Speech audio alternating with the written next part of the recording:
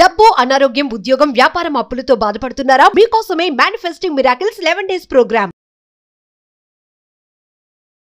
ప్రతి జీవితం మనం అనుకున్నట్టు జరగదు. అలా జరగకపోవటమే జీవితం అంటే. దాన్ని అందంగా మలుచుకుంటామా, మరల్చుకోలేకపోతామా అనేది మన చేతుల్లో ఉంటుంది. ఏమంటారు డాక్టర్ గారు? కరెక్ట్ అమ్మా. ఓకే. బిందు అని ఒక అమ్మాయి మనకి మెయిల్ చేసిందండి. భీమవరం దగ్గర ఒక చిన్న పల్లెటూరు నుంచి. తనకి పెళ్ళయింది, ఒక బాబు కూడా ఉన్నాడు. తను చాలా అందంగా ఉంటుందట. అయితే తన అందమే తనకు శాపంగా మారింది. ఇప్పుడు నా అందం వలన నా జీవితమే నాశనం అయిపోయే పరిస్థితికి వచ్చాను అనేది ఆ మెయిల్ యొక్క సారాంశం. అయితే డీటెయిల్గా ఒకసారి మాట్లాడదాం. నాకు అంటే కొంచెం క్లారిటీస్ మిస్ అవుతా ఉన్నాయి. మెయిల్ చదివాను కానీ నాకైతే అంతగా అర్థం కాలేదు. ఒకసారి తనతోనే మనం మాట్లాడి డీటెయిల్స్ తీసుకుందాం. హలో, బిందు అండి. నేను సుమన్ టీవీ అందమైన జీవితం నుంచి కాల్ చేస్తున్నానండి. నాతో పాటు డాక్టర్ గారు కూడా ఉన్నారు, డాక్టర్ కళ్యాణ్ చక్రవర్తి గారు కూడా ఉన్నారు నాతో పాటు. మీరు కంఫర్ట్గా ఉన్నారా? ఇప్పుడు మాట్లాడొచ్చా? రైట్ రైట్, చెప్పండి బిందు. బిందు నమస్తే అమ్మా, నేను డాక్టర్ కళ్యాణ్ చక్రవర్తి. మొత్తం అంతా వివరంగా చెప్పమ్మా. ఏమైనా డౌట్స్ వస్తే మధ్యలో నేను ఇంటరప్ట్ చేసి క్వశ్చన్స్ అడుగుతాం. ఏమ్మా? ఓకేనమ్మా, చెప్పమ్మా. ఓకేనా. మా అమ్మ వాళ్ళు బాగా లేని ఫ్యామిలీ సార్. అమ్మా. అయితే నేను పెద్దగా చదువుకోలేదు, ఇంటర్మీడియట్ వరకు చదువుకున్నాను. మా చుట్టాల్లో అందరూ మంచి సంబంధం అన్నారని మా హస్బెండ్ తీసుకొచ్చి పెళ్లి చూపులకి పెట్టారు సార్. అయితే మా హస్బెండ్ కొంచెం అందం తక్కువగా ఉంటారు, ఆయనకన్నా కొంచెం అందంగా ఉంటాను నేను. అందువల్ల ఆయనకి నేను బాగా నచ్చేసాను. అయితే ఈ అమ్మాయినే చేసుకుంటానని చెప్పారు సార్. చెప్తే ఇంకా మా అమ్మ వాళ్ళు కూడా మనకన్నా చాలా ఉన్నతమైన ఫ్యామిలీ, బాగా ఉన్న ఫ్యామిలీ కదా, మనలాగా కాదు, కొంచెం మా అమ్మాయిని ఆ ఫ్యామిలీలో ఇస్తే మంచిగా లైఫ్ హ్యాపీగా ఉంటుంది ఆమెకి అన్నట్టు వాళ్ళు నన్ను ఒప్పించి పెళ్లి చేశారు సార్. చదువులో కూడా డిఫరెన్స్ ఉందమ్మా బిందు? ఉంది సార్. వాళ్ళు ఏం చదువుకున్నారు? అతను ఆయన డిగ్రీ చేశారు సార్. డిగ్రీ చేశారు. జాబ్ హోల్డర్ అమ్మా? జాబ్ ఏం చేయట్లేదు సార్, వాళ్ళకి బాగా ఆస్తులు ఉన్నాయి, వ్యవసాయం అది చూసుకుంటారు. అయితే మాది బాగా విలేజ్ సార్, మా అత్తగారు వాళ్ళది. అమ్మా, ఇది మొదటి సంబంధం అమ్మా నీకు వచ్చిన సంబంధాల్లో, లేదంటే ఇది మొదటి సంబంధం సార్? మొదటి సంబంధమే. తను అందంగా ఉండేసరికి ఇచ్చి చేసేసి ఆ అబ్బాయి ఒప్పుకున్నాడు, అంతేనండి బిందు? అవును మేడం. అంటే అతనికి నచ్చిందా లేదా అనేది మాట్లాడుకుంటున్నాం, కానీ మీకు నచ్చాడమ్మా అతను పెళ్లి చూపులప్పుడు? అంటే మా అమ్మ వాళ్ళు నాకు ఏం చేసినా మంచి చేస్తారు, మనకన్నా మన అమ్మ నాన్న మన గురించి వాళ్ళే ఎక్కువ ఆలోచిస్తారు, మనకి మంచి చేసేది వాళ్ళే కదా అని అనుకుని నేను ఓకే అని చెప్పాను సార్. ఎందుకంటే వాళ్ళకన్నా మన గురించి ఆలోచించేది ఇంకెవరు ఉంటారు సార్. ఇప్పుడు సమస్య ఏంటి బిందు? చేసుకున్నాను సార్. ఇప్పుడు సమస్య గురించి చెప్పండి. నేను నాలో ఏం చూసి ఆయన పెళ్లి చేసుకున్నాడో అదే నాకు ఇప్పుడు నరకం చూపిస్తుంది సార్. నేను అందంగా ఉన్నానని, అందువల్ల ఆయనకి నచ్చానని చేసుకున్నారు సార్. కానీ పెళ్ళైన మరణాల నుంచి నన్ను చాలా ఇబ్బంది పెడుతున్నారు సార్. హస్బెండ్ తో బయటకు వెళ్తే ఎవరన్నా చాలా హ్యాపీగా ఫీల్ అవుతారు మేడం, కానీ నేను చాలా బాధపడ్డాను మేడం. ఎందుకంటే బయటకు వెళ్ళిన ప్రతిసారి ఆయన బయట ఎవరైనా నన్ను చూస్తున్నారా లేదా నేను వాళ్ళని చూస్తున్నానా అన్న అనుమానం చూపులు నన్ను చాలా ఇబ్బంది పెట్టారు మేడం. అంటే డిస్కంఫర్ట్ అంటే ఏంటమ్మా? అంటే మాటలతోనా, చేతలతోనా, లేదంటే ఏ విధంగా? అంటే ఆయన నేను బయటకు వెళ్ళగానే ఈమె అందంగా ఉంది, నాకన్నా అందంగా ఉంది, వీళ్ళు రోడ్డు పైన ఎవరన్నా ఈమె చూస్తున్నారా లేదా వాళ్ళు చూస్తున్నప్పుడు ఈమె కూడా చూస్తుందా, ఈమె కూడా ఏమన్నా సైకిల్ చేస్తుందా అన్నట్టు అనుమానంగా చూసేవాడు సార్. ఎన్ని ఇయర్స్ అవుతుంది బిందు మీకు మ్యారేజ్? 6 years అవుతుంది మేడం. పిల్లలు ఉన్నారండి? ఒక బాబు ఉన్నాడు మేడం. ఓకే. ఇప్పుడు బయటకు వెళ్ళినప్పుడు మీకు అట్లా అనిపించింది కదా, ఇంట్లో ఉన్నంత వరకు తను మీతో బాగానే ఉండేవారా? పెళ్ళైన కొత్తలో అంటే కొంచెం ఎవరైనా నీట్ గా రెడీ అవ్వడం అది చేస్తాం కదా మేడం, అలా నీట్ గా రెడీ అయితే ఆయన ఎవరైనా అందంగా ఉన్నావని అంటారు, కానీ ఆయన ఏమన్నాడో తెలుసా మేడం? దానిలాగా ఉన్నావని అన్నారు మేడం. అంటే కొంచెం నీట్ గా రెడీ అయితే సందాన్ని అయిపోతున్నా మేడం. ఆయన అన్న ఒక్క మాట నన్ను చాలా బాధ పెట్టింది మేడం. మళ్ళీ అడగకూడదు మాకు, అంటే సారీ మేము మళ్ళీ అడుగుతున్నాం. ఏమనేవారమ్మా నిన్ను? అమ్మా బిందు బిందు మేడం. సారీ అండి, లైన్ లో ఉన్నారా? వద్దా మరి, వద్దులే తల్లి, రిపీట్ చేయొద్దమ్మా, నువ్వు బాధపడుతున్నావు. ఓకే చెప్పమ్మా, మాకు అర్థమైంది, చెప్పమ్మా. అంత మాట అనేసరికి నాకు ఇంకా ఏంటి, నేను నీట్ గా రెడీ అవడం కూడా తప్ప, కొంచెం అందంగా తయారవడం కూడా తప్పనా ఏంటి? పెళ్ళైన కొత్తలో ఎవరైనా హస్బెండ్ ఇంప్రెస్ చేయాలని కొంచెం నీట్ గా రెడీ అవుతారు, అది కూడా తప్ప అని చాలా బాధ కలిగింది మేడం నాకు. బయట ప్రపంచానికి ఎటువంటి వ్యక్తి అమ్మా నీ భర్త? బయట ప్రపంచానికి చాలా మంచి మనిషి సార్. ఎందుకంటే బయట ఎవరికి తెలియదు ఆయన నాతో ఎలా ఉంటున్నాడని. అలా అని మా అమ్మ వాళ్ళకి కూడా నా బాధను చెప్పుకోలేను.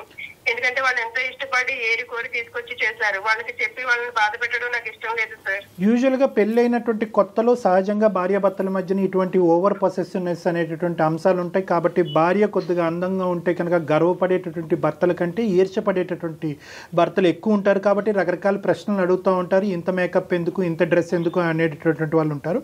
కానీ అది పెళ్ళి అయ్యి పిల్లలు పుట్టిన తర్వాత సహజ సిద్ధంగా అది తగ్గుముఖం పడుతుంది. అంటే ఒకరినొకరు అర్థం చేసుకుంటారు కదా డాక్టర్. అండర్స్టాండింగ్ పెరిగే కొద్దీ అది తగ్గుముఖం పడుతుంది. కొన్ని సిచ్యువేషన్స్ లో అది ఎక్కువ అవుతుంది. మీది తగ్గుముఖం పడుతుందమ్మా ఈ 6 సంవత్సరాల్లో పెరుగుతుందా? లేదు సార్, ఇంకా పెరుగుతుంది తప్ప తగ్గే పరిస్థితి ఏమి లేదు సార్. ఆయన చాలా ఆస్తి పడడానికి చేశారు. ఏం చూసి చేశారో ఆ ఆస్తి కూడా అంతా పోయింది సార్. మా అత్తగారు వాళ్ళు ఏమంటారు, నీ వల్లనే మొత్తం ఆస్తి అంతా పోయినాయి, ఇన్ని చేసుకున్న వాళ్ళంటే వాడికి దరిద్రం పట్టుకుందని మా అత్తగారు వాళ్ళు నన్ను బ్లేమ్ చేస్తున్నారు సార్. సో బయటికి వెళ్తే కనుక నీకు ఒక ఫ్రీడమ్ లేదు అని చెప్పి, ఇంట్లో ఉంటే కనుక ఒక స్వేచ్ఛ లేదు, ఉక్కిరి బిక్కిరి అయ్యేటటువంటి పరిస్థితి, ఒక ఆడదానిగా ఒక డ్రెస్ వేసుకోవటం, ఒక చీర కట్టుకోవటం, నీట్గా తేరగలిగేటటువంటి హక్కు కూడా నీకు లేదు. ఇవన్నీ అర్థమవుతున్నాయమ్మా. కానీ ఏమన్నా మంచి గుణాలు ఉన్నాయా అతనిలో? అంటే నువ్వు అప్రిషియేట్ చేసి బాధ్యతాయుతంగా ఉండటం కానీ, ఇంటి అవసరాలు చక్కగా చూసుకోవటం కానీ, అంటే ఇవేమన్నా ఉన్నాయమ్మా? ఇప్పుడు అన్ని నెగిటివ్ పాయింట్స్ చెప్పారు, ఒక్కటన్నా పాజిటివ్ పాయింట్ చెప్పండి ఆయన గురించి. పాజిటివ్ పాయింట్స్ అంటే ఏమీ లేవు మేడం. ఎందుకంటే పెళ్ళైన మరుసటి రోజు నుంచి నాకు ఈ నరకం చూపిస్తున్నాడు మేడం అతను. నోటి ద్వారానేనండి, చేతల ద్వారా అంటే కొట్టడం అట్లా కూడా ఏమైనా చేస్తారా? ఎప్పుడన్నా రోడ్డు మీదకి సినిమాకు ఎక్కడికైనా బయటికి షికారికి ఎక్కడికైనా వెళ్ళినప్పుడు ఎవరైనా తెలిసిన వాళ్ళు కనిపించారు అనుకోండి, వాళ్ళతో ఏమైనా మాట్లాడితే ఇంకా అదిగో వాళ్ళతో ఎందుకు మాట్లాడావు, వాళ్ళతో ఎవడు మాట్లాడమన్నాడు నిన్ను, నేను నీకు పర్మిషన్ ఇచ్చానా మాట్లాడమని, అలా అని చెప్పి ఇంటికి వచ్చి కొట్టేవాడు మేడం. ఆ రోజంతా ఇంకా నరకమే మేడం నాకు.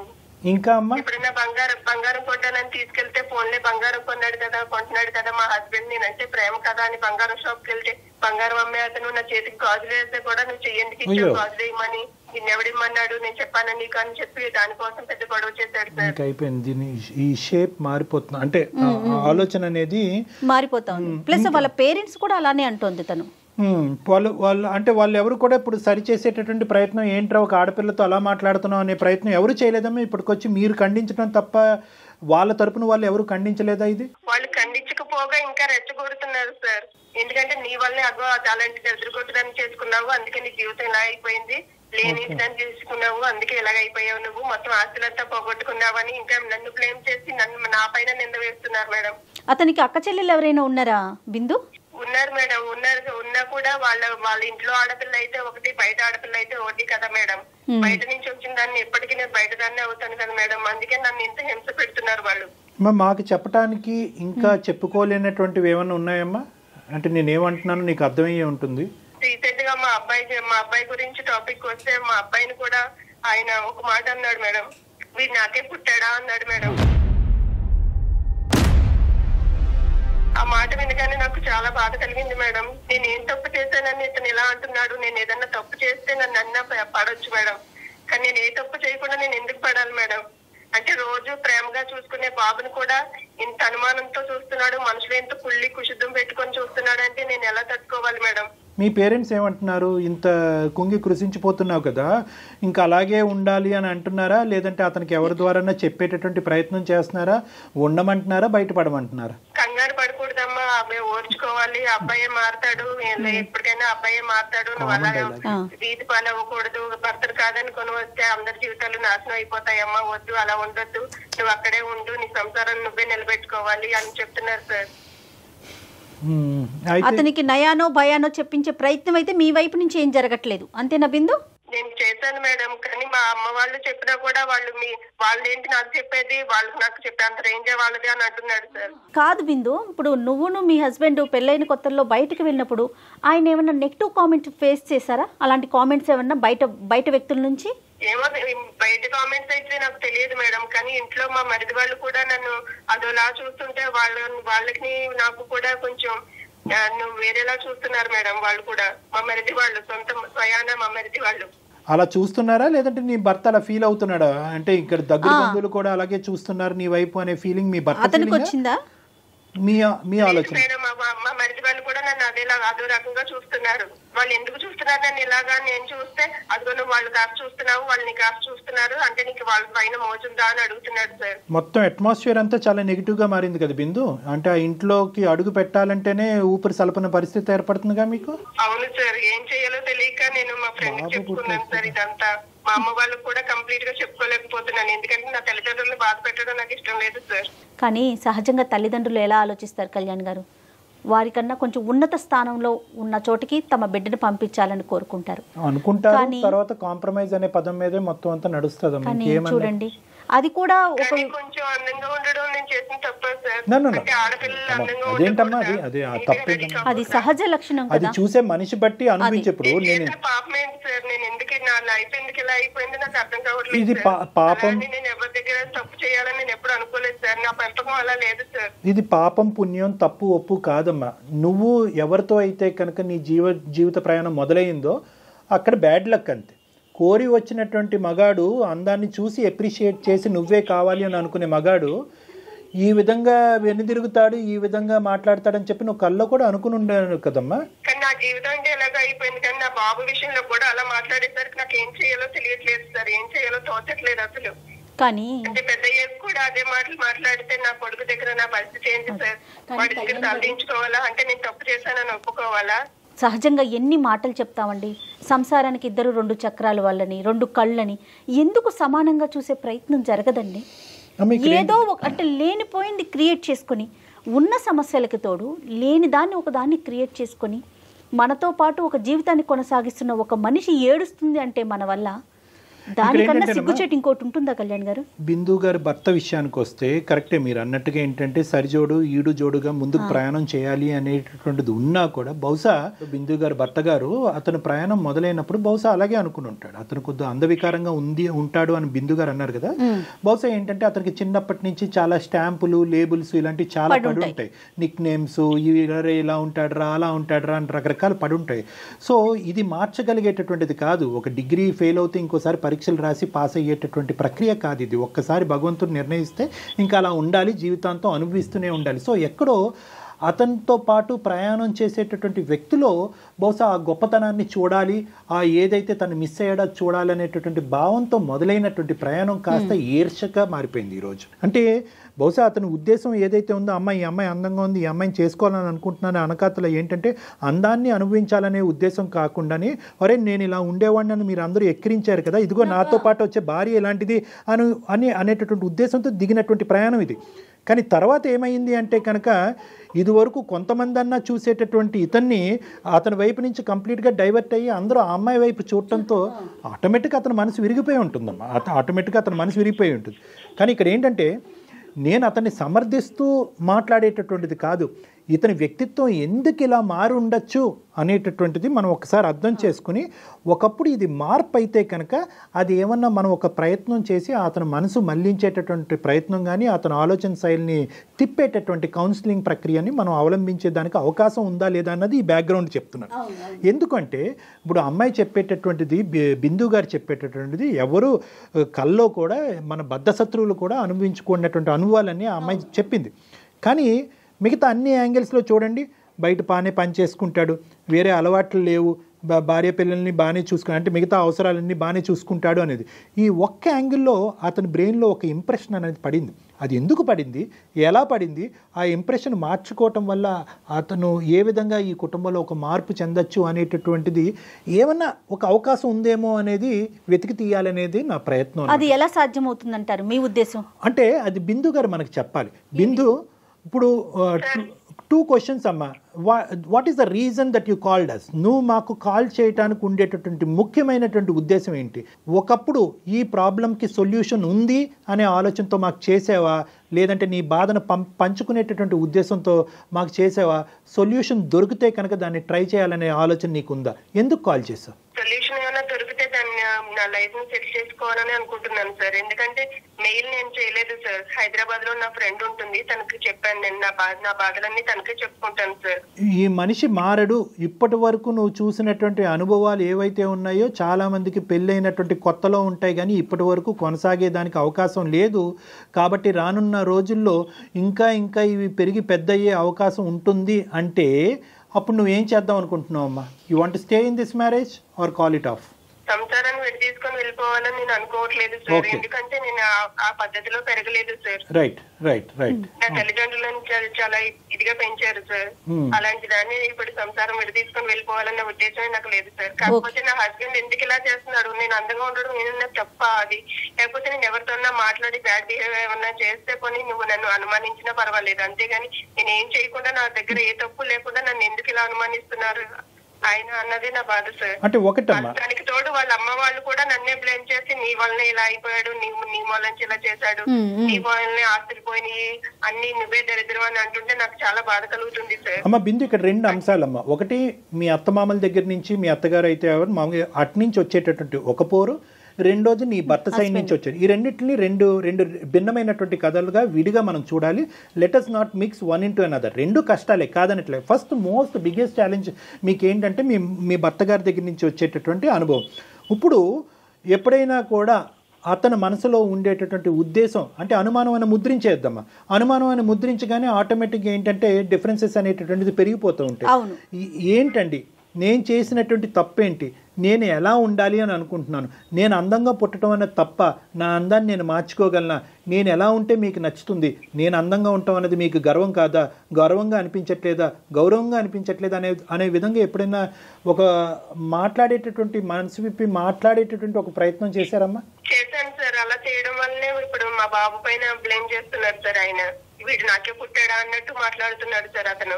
సో ఇంకా పెరిగిందంటారు. మాట అనేసరికి నాకు చాలా బాధ కలిగింది సార్. సో ఇక్కడ ఏంటంటేనమ్మా, ఇలాంటి పరిస్థితుల్లో నాకు ఏం చేయాలో కూడా తెలియట్లేదు సార్. ఇప్పుడు ఏంటంటేనమ్మా, ఇక్కడ కొద్దిగా నీ సైడ్ నుంచి కానీ, వీలవుతే మీ తల్లిదండ్రుల సైడ్ నుంచి కానీ, వెనకాతలు ఒక చెల్లుంది అనేటటువంటి భయంతో మీరు ఇలా ఉండటం అయితే కనుక ఈ పద్ధతి అనేటటువంటిది ఇంకా ఇలాగే కొనసాగేదానికి అవకాశం ఉంటుందమ్మా. సో ఇక్కడ మీరు జాగ్రత్తగా గుర్తుపెట్టుకోవాల్సింది ఏంటంటే,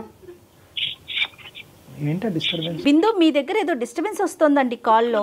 ఏమో మేడం, నేను ఇక్కడ మీరు ప్రైవసీగానే ఉన్నారా? నో ప్రాబ్లమా? నో ప్రాబ్లం మేడం, నాకు మీ వాయిస్ వినిపిస్తుంది మేడం. రైట్. ఇప్పుడు అమ్మ నేను I continue from where I stopped అమ్మ. నేను ఎక్కడైతే ఆపాను అక్కడి నుంచి కంటిన్యూ చేస్తున్నాను. ఒక్క మాట అమ్మ, నేను ఏమంటున్నానంటే ఇక్కడ ఈ సమస్యకు ఒక పరిష్కారం కావాలి అంటే కనుక సర్దుకుని దిద్దుకుని ముందుకు వెళ్ళిపో అనేటటువంటి మీ తల్లిదండ్రులు ఆలోచించేటటువంటి ఆలోచన శైలి కరెక్ట్ కాదు. నెంబర్ 1. నెంబర్ 2, మీరు ఏదైతే కనుక నా భర్తతో పాటు నేను ఇలాగే కొనసాగాలి అని అనుకుంటున్నానో ఖచ్చితంగా అదే మాట మీద ఉండండి, అదే జరగబోతుంది, అదే అవ్వాలని మేము కూడా కోరుకుంటున్నాం. కానీ ఎక్కడి వరకు దీని థ్రెషోల్డ్, ఎక్కడి వరకు దీని లిమిట్ అనేది మీ భర్త గారికి వివరించి చెప్పగలగాలి. మీరు ధైర్యాన్ని తెచ్చుకుని గుండె నిబ్బరం చేసుకుని మీ భర్త గారికి చెప్పాలి, చూడండి నేను ఒక మనిషినే, నాకు ఒక వ్యక్తిత్వం ఉంది, నాకు ఒక మనసు ఉంది, ఈరోజు నేను మానసికంగా చితుకుపోవటం వల్ల నీకు భారీగా కాకుండా పోతానేమో అనేది వేరే విషయం, కానీ ఆ పిల్లవాడికి తల్లిగా కాకుండా కూడా పోయేదానికి అవకాశం ఉంది. కాబట్టి నా మానసిక శారీరక పరిస్థితిని నేను కాపాడుకోవాల్సినటువంటి అవసరం ఉంది. కాబట్టి మీరు మారుతారా, లేదంటే నేను ఈ పరిస్థితుల్లో నేను ఉండగలిగేటటువంటి దానికి అవకాశం లేదు అని ఒక గీత గీయటం అనేది చాలా ఇంపార్టెంట్. మీరు అనుకోవచ్చు ఒకప్పుడు నేను ఆ మాట అంటే కనుక ఇంకా హింసిస్తాడు, ఇంకా హింస పెడతాడనేది. మీరు ఈ మాట అన్నా అనకపోయినా కూడా మీరు చెప్పేటటువంటి దాన్ని బట్టి ప్రతిరోజు ఆ హింస పెరుగుతూనే ఉంది ఇప్పటి వరకు. సో కాబట్టి ఏంటంటే ఫస్ట్ మీరు ఇందాక అన్నట్టుగా ఏం కావాలని కోరుకున్నారు, ఏం కావాలని కోరుకుంటే అతని హింస ఆగక ఇంకా నీ కొడుకు వరకు వెళ్ళి మీ అమ్మ సోరా అనేటటువంటి విధంగా కూడా మాట్లాడేటటువంటి పరిస్థితి వచ్చింది. రానున్న రోజుల్లో ఇంకా ఎటువంటి భయంకరమైన పరిస్థితులు చూడవలసి వస్తుంది. సమాజంలో నలుగురికి కూడా ఇలా చెప్పి ప్రచారం చేసేటటువంటి పరిస్థితి కూడా ఉంటుందా, అప్పుడు మీరు ఏదో స్టెప్ తీసుకోవడానికి కూడా అవకాశం ఉండదు. కాబట్టి మీరు చేయవలసింది ఏంటంటే మోస్ట్ ఇంపార్టెంట్, డ్రా ఏ లైన్ అంటారు దీన్ని సైకాలజీలో. కాదు డాక్టర్ గారు, ఒకవేళ ఈ అమ్మాయి గీత గీసింది అనుకోండి, నువ్వు వద్దు, నీ గీత వద్దు, నువ్వు వెళ్ళిపో అని చెప్తే, మీరు ఎప్పుడైతే కనుక మానసికంగా దానికి రెడీగా ఉంటారో అప్పుడే ఈ పోరాటం మీరు చేయగలరమ్మా. నాకు నా భర్త కావాలి, ఈ కుటుంబం కావాలి, కాబట్టి నేను దేనికైనా నేను కాంప్రమైజ్ అయ్యి తొక్కబడతాను అని అనుకుంటే కనుక ఈ ప్రాబ్లంకి సొల్యూషన్ ఉండదు. ఒకప్పుడు అతను గెట్అవుట్ అన్నా కూడా నేను వెళ్ళి నా కొడుకుతో పాటు దూరంగా ఉంటాను. సమాజంలో, కుటుంబంలో అన్ని చోట్ల ఏ తప్పు ఒక 100 సార్లు అన్నారు, ఏ తప్పు చేయనటువంటి నన్ను ఎందుకు బాధ పెడుతున్నారు, అందమే నేను చేసినటువంటి పాపమా అని మీరు అంటున్నారు. మీరు 0.5% కూడా ఏ తప్పు చేయలేదు. కానీ రానున్న రోజుల్లో ఏంటంటే మొత్తం అన్ని తప్పులు మీరే చేయటం వల్ల ఆ అబ్బాయి ఇలా అయిపోయాడు అనేటటువంటి పరిస్థితి, అటువంటి మాట మీరు వినవలసేటటువంటి పొజిషన్లోకి మీరు వస్తారు. కాబట్టి మీరు ధైర్యంగా ఈ ప్రశ్న అడగండి, మీలో ఉండేటటువంటి బాధను ఏంటో చెప్పండి. ఈ బాధ ఇది మలుచుకోకపోతే, ఇది మార్చుకోకపోతే you have to take a call on it. మీరు దీని మీద ఒక నిర్ణయం తీసుకుంటారు, అతను కాదు అనే విధంగా మాట్లాడవలసిన చెప్పండి. మీరు ఫస్ట్ అది చెప్పడం అనేది ఇంపార్టెంట్. గెట్అవుట్ అన్నాడు అనుకోండి అమ్మా, maybe a distance is the rectification. ఇది కూడా మీకు చెప్తున్నాను, జాగ్రత్తగా వినండి. కలిసి ఉండేటటువంటి బంధంలో కొన్ని సందర్భాల్లో ప్రేమ రాదు. ఆఖరికి కోర్టులో కూడా చాలా సందర్భాల్లో డైవర్స్ వద్దు, జ్యుడిషియల్ సపరేషన్ అంటారు. అంటే మీ మనసులు మారి మీరు అర్థం చేసుకునేటటువంటి పొజిషన్ వచ్చేంత వరకు కొంతకాలం భర్త భార్య దగ్గర నుంచి దూరంగా ఉండటం అన్నది మంచిది. అప్పుడు నా భార్య లేనటువంటి లోటు ఏంటి అనేటటువంటిది ఆ మగాడికి అర్థమయ్యేటటువంటి అవకాశం ఉంటుంది. కాబట్టి అది కూడా ఒక సైకాలజీ పరమైనటువంటి ట్రీట్మెంట్గా మీరు గుర్తుపెట్టుకోండి. కాబట్టి ఇక్కడ నేను మీకు ఇచ్చే ఒక సొల్యూషన్ ఏంటంటే, you have to talk to your parents about it. అంటే సర్దుకుని పోండి అంటే 8 సంవత్సరాలు అయిపోయింది, ఇంకేంటి సర్దుకుని పోయేది. సో ఫస్ట్ మీరు చెప్పండి, నేను ఇలా భరించలేకపోతున్నాను, నా కొడుకు ముందు కూడా పరుగు పోతుంది, రేపొద్దున నా కొడుకు పెద్ద అవుతే కనుక నాన్న చెప్పిన మాటే నిజమేమో, నా తల్లి మీద ఒక మచ్చ ఉందేమో అనే భావన కూడా వచ్చేదానికి అవకాశం ఉంది. ఇంత పరువు తక్కువైనటువంటి జీవితం నేను బతకాలని అనుకోవట్లేదు, కాబట్టి నా భర్తతో నేను ఇలా మాట్లాడదాం అనుకుంటున్నానని మీ తల్లిదండ్రులు చెప్పి వాళ్ళ సపోర్ట్ తీసుకుని ఈ గీత గీసేటటువంటి ప్రయత్నం చేయండి. బిందు గారు ఓకే సార్. ధైర్యంగా ఉండండి బిందు. డాక్టర్ గారు చెప్పినట్లుగా పేరెంట్స్తో మాట్లాడండి, అలానే మీ హస్బెండ్తో కూడా ఓపెన్గా మాట్లాడే ప్రయత్నం చేయండి.